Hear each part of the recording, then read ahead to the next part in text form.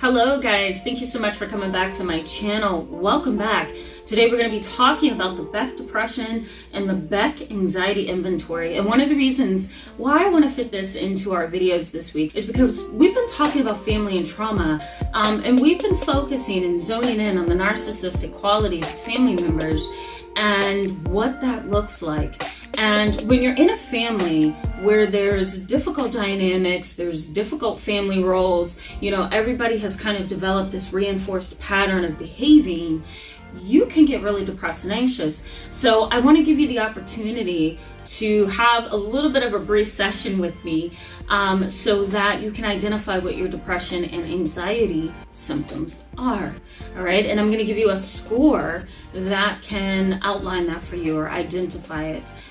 Or identify the intensity of your depression or your anxiety. So thank you so much for coming back to my channel. For those who are subscribed and for those who are new, I encourage you to hit the subscribe button so you can stick around with us. The benefits for you in today's video is that we're going to be talking about the Beck Depression Inventory and the Beck Anxiety Inventory. And I want to go through each category with you and explain it.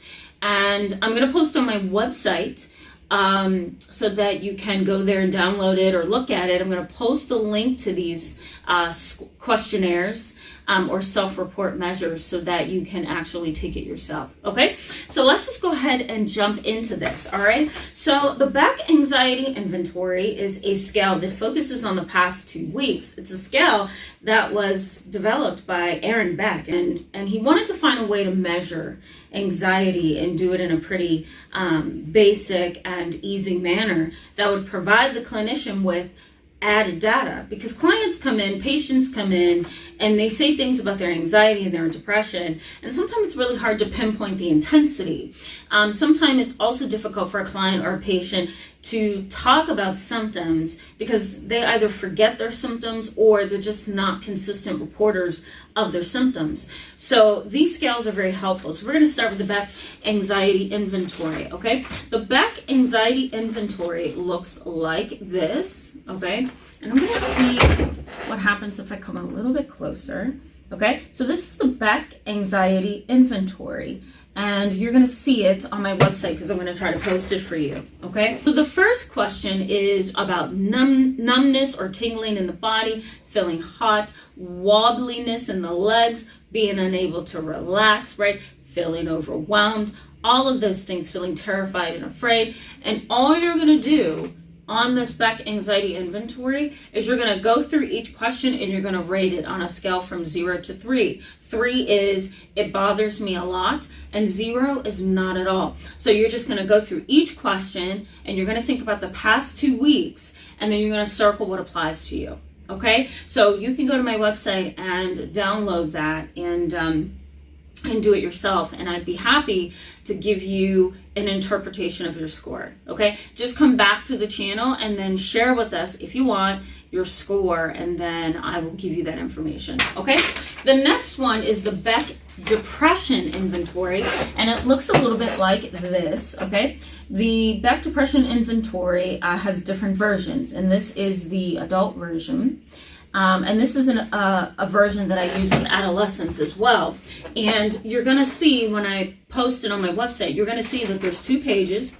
And at the bottom, there's a subtotal page. And then on the second page, there's a subtotal page number 2.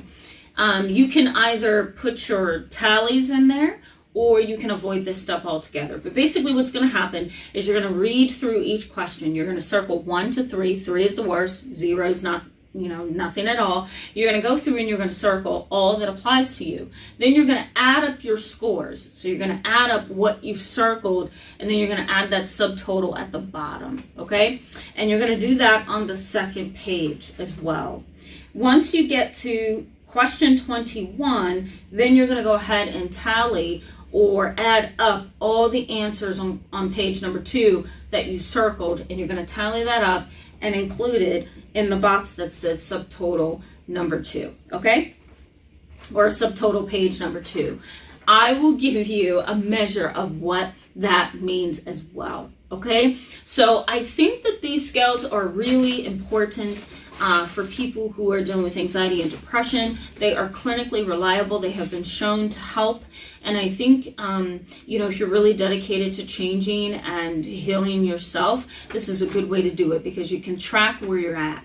You can track where you're at every juncture of your journey. You can also take this information to your PCP, your psychiatrist, and your therapist and say, here's my score. Would you please look at this, put it to my file, help me understand it. What does it mean, right? So I think it's a good piece of information for you. I think that the video on the ACE test was so much help to most of you, and it was highly requested, that I think I will focus more on talking about self-reports and assessments in the future. So that way, I can give you some idea as to where you are in terms of mental health. So thank you so much, guys, for being with me in today's video.